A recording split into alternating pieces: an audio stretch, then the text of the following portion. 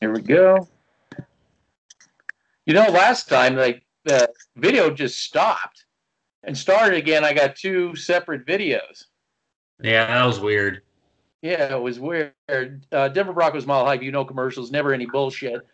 So now that we got your attention about Dre'mont Jones, we're going to expand on this topic, and I'll be the first to admit that we probably most definitely oversimplified Dre'mont Jones, his sacks, by saying that they're coverage sacks, but at the same time, we definitely defend what we posted on Dre'mont Jones. I want to clarify some things. I think if I'm going to admit that, okay, maybe we oversimplified the discussing the sacks.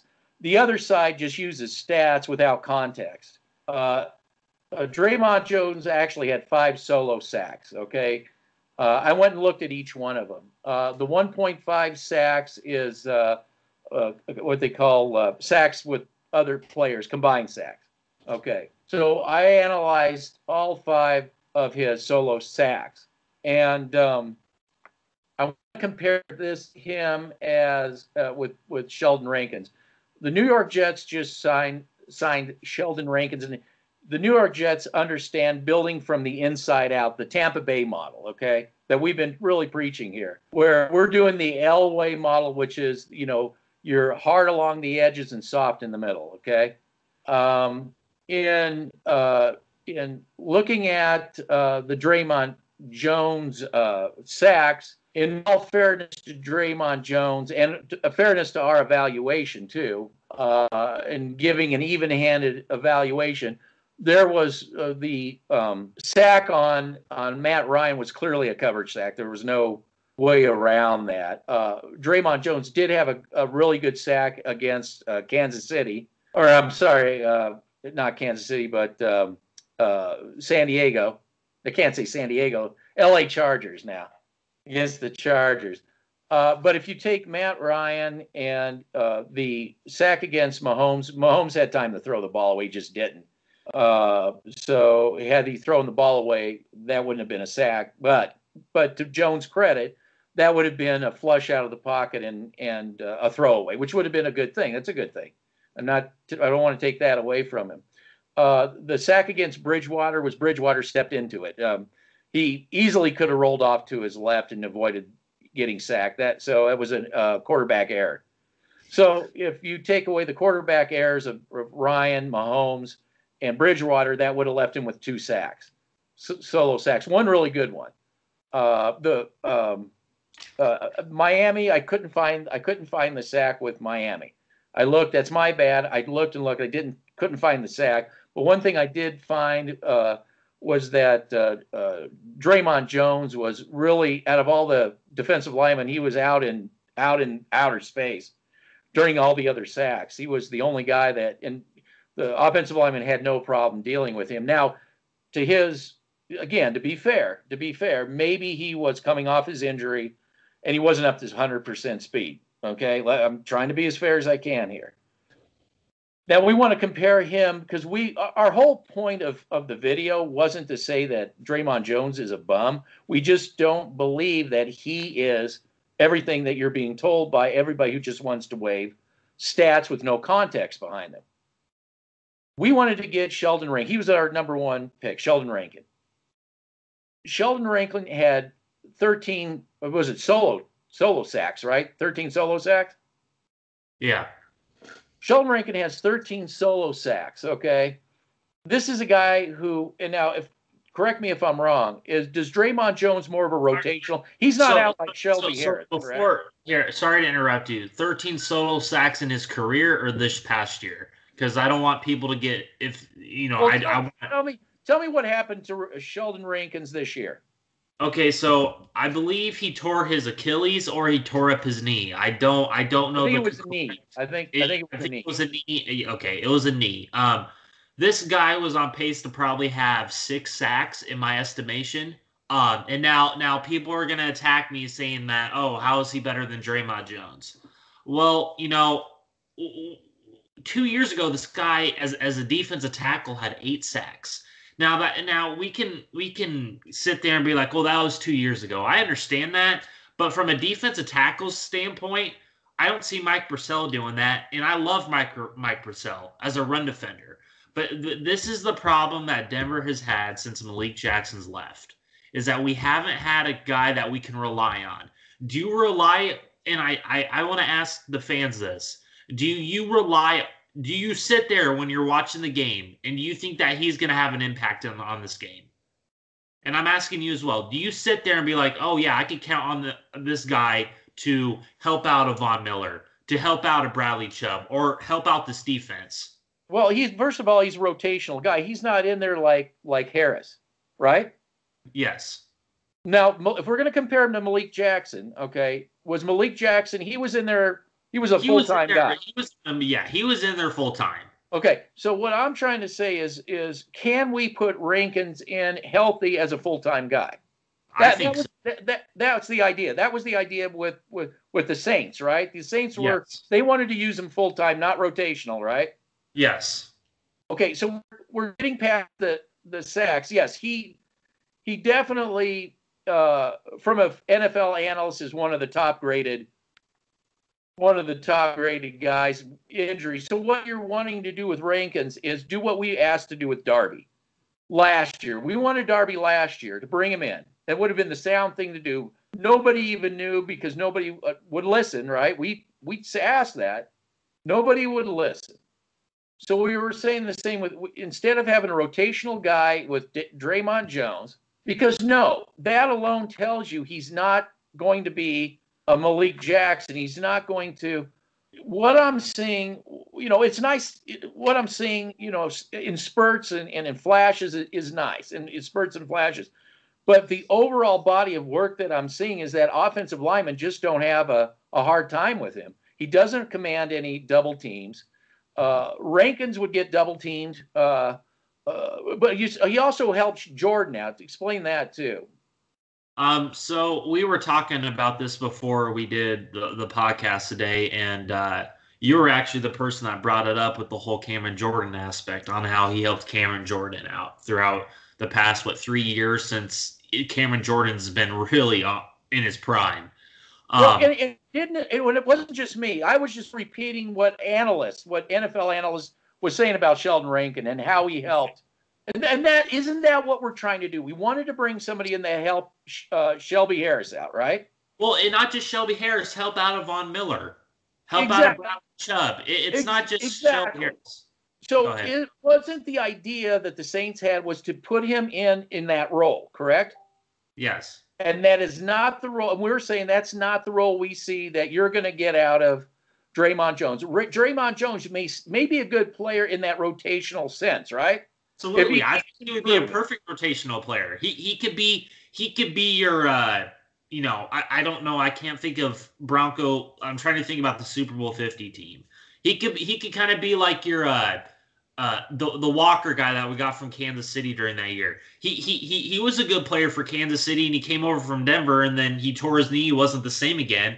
But like a Jared Crick, he could be like your Jared Crick. He could be a good rotational player who can provide. If Rankins needs to take a breather, hey, put Dre'mont Jones in. He's fresh, ready to go, and then he might be able to push the pocket. But I'm saying as a full-time starter, no. I'm sitting there and saying that offensive linemen, well, you are, and me too, because we both are watching the same thing, that offensive lines aren't having a hard time against this guy. They don't command double teams, and they're running right at the dude.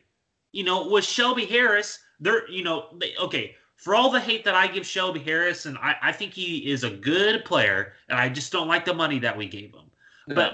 But at least Shelby Harris makes some kind of impact. Dre'mont Jones, I don't see it. And now I know it's his second year, ladies and gentlemen, but a Vic Fangio system should, and this is exactly what people forget. They had guys like Eddie Goldman, Akeem Hicks, Roy Robertson Harris, who I also wanted, who went to Jacksonville.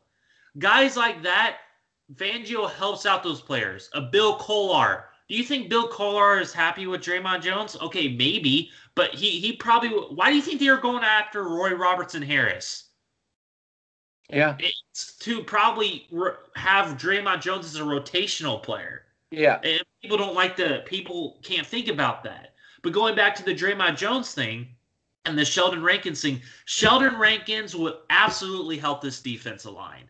Yeah. It would Healthy. absolutely Yeah. Healthy. Yes. Yes. Healthy. And if you want to criticize Sheldon Rankins for health, well, they both were out the same amount of games Yes, absolutely. They were both out the same amount of games. So, but Sheldon Rankin, they were trying to get him in as a permanent fixture to assist the, not a rotational. Okay, that's the point we're trying to make here. Okay. Again, I'm blaming myself for going in. You know, we just wanted to show some technique with these videos. Okay, First, and maybe I just want to say that you don't need to be sorry for anything. I'm just going to let you know that right now. For this is that. You know what? I have to give you. This is where you should give all the credit to yourself. You know what? You have brought people to this channel to maybe change people's minds about Dre'mont Jones because they were all focused on the STR prospect. You do not need to be sorry about how you worded. You're right. Well, I mean, yeah, they were just looking at stats. They were with no context. Yes. Stats with no context. But what I'm apologizing, maybe I got caught up in oversimplifying too. I wanted to really take a look even further, drill down into it further, and I'm just trying to get better, is what I'm trying to say. I'm trying to get better too. A lot of the arguments were ridiculous. You'd think Dre'mont Jones was a full-time starter, not a rotational. I mean, he would like to explain how he'd been taken out quite a bit, if you can. But now you're frozen. See, you're Mr. Freeze. We'll get into that in a second. What I also want to talk to about is Solomon Thomas. I want to talk about Solomon Thomas and how the comparing the two out. But let's go back to what did you see in the film with rotating, how they were using Dre'mont Jones, the Broncos, Fangio. So when I was watching the film and I sitting back and looking at it and thinking about it, and I've been forgetting to bring this up in the past videos, is, you know, Dre'mont Jones isn't out there 90% of the time. And I have to think about it like this: is if Fangio is trying to do something that we're not seeing, because Fangio is a great defensive mind, I put him up there with the Bill Belichick's of the world. But when it comes to certain play packages, certain play designs on a defensive standpoint, I can understand it from that aspect. But I see Aaron Donald in the same scheme as with Brandon Staley and at the Rams, the LA Rams. He's in the same exact scheme, having a Pro Bowl type year, and he's in the same exact scheme. And you have Akeem Hicks, Eddie Goldman, who are outperforming, and they're not taking them off the field, but they're taking Dre'mont Jones off the field a bunch. And that's concerning to me. And I maybe Dre'mont Jones is a player of Vic Fangio's that he wants out there. But maybe he can't do the things that he did with an Akeem Hicks, with an Eddie Goldman, with a Roy Robertson Harris. Same with Brandon Staley with the Rams, with the Aaron Donald, Morgan Fox, etc. You know what I mean? Yes. See, that's what I wanted to bring up. We wanted to bring Rankins in to be more of a permanent mainstay. And if you wanted to bring in Dre'mont Jones to rotate, and not only that, here's what I want to get into, is the development of Dre'mont Jones and the development of Solomon Thomas. These two diametrically different players with diametrically different problems. Based off of what I'm seeing on film with Dre'mont Jones, if he is to succeed in the NFL, okay, and this is something Sports Talk Radio, they just flash, like I said, they want to flash stats at you. What I think, the only way that I see Dre'mont Jones being an actual impact NFL player is if he really has somebody and he works on a technique. He has a variety of techniques, and that he gets to the quarterback via his techniques. He gets around, like somebody brought up in our video, they showed him a spin move. It was nice. It was a nice spin move. Yep. But he wasn't free and clear. I mean, we don't know, I guess, in all fairness, had he hung on to the ball, he still could have got chipped, and the offensive lineman could have regrouped. We don't know, or he could have sacked him. We don't know. But with Solomon Thomas, you have a different problem. He has a different problem. That guy is a power guy, all the way power. He's, Dre'mont Jones is not a power guy. Problem is, power only takes you so far. You got to start getting into technique. Yep. And I think that's been Solomon Thomas's kind of his problem is he needs somebody too to teach him technique. I think both of those players have, technical issues, Both of them need technical, you can't just like a quarterback rely on your arm. You have to use your brain, Go ahead. I have to disagree with you on that, the whole Solomon Thomas thing. It's not because I'm a fanboy of Solomon Thomas. The reason why I want him in Denver is because I believe that a Vic Fangio and a Bill Kollar can develop that technique for Dre'mont Jones. Well, here's the thing. If you develop the technique with with Solomon Thomas. Yeah. With Solomon Thomas, you have now the power and the technique. Yes. Where I believe that, and the reason why Dre'mont Jones is a more of a rotation, is being used right now, 2020 as a rotational player, not full time like Harris. Yeah. Is that he lacks that power. That's what I think is going to limit him from being, one of these top tier. That doesn't mean that I'm right. Like a Malik Jackson. Let's just like a Malik Jackson. Because he has the same body frame as a Malik Jackson, but Malik Jackson had the power and the technique to combine with that defense in 2015. Yeah. So now, can I just say this with the whole Dre'mont Jones thing? Okay, he can start on the depth chart, but that doesn't mean he's going to be full time at that position. They might start him there because he's probably the best rotational player that they have there. That's why the rotation to Marcus Walker McTelvin Agim, these other players in there. I got to look up the depth chart, but these other players that they're on that side of the defense. Yeah, yes. No, I know what and I saw that in the film too. Yes. Yeah, and they were making plays too. It wasn't just Dre'mont Jones. These other guys were making plays. And and again, Fangio is getting the best of what he's got, but it just seems that the Broncos could use just that one guy, we were saying. Rankins has helped out the people around him, and that's all we were saying, But we just don't see that that permanent fixture help, where the two of them are out on the field at all times. Now. And with the whole comments, I just have to address this real quick and we go on to the point. I just want to address this real quick because I just wanted to get it off. The whole comment section being like, oh, blah, blah, blah, this, that, and that. Guys, we are free and open to opinions. We are free and open to opinions and stuff like that. But, if you don't like our opinions, you don't have to watch this channel. You know what I mean? You don't have to sit there and I know that sometimes my videos are criticizing. I understand that. But from a film study standpoint, I have a full-time job and I still work hard in this and I still try to provide you guys best film.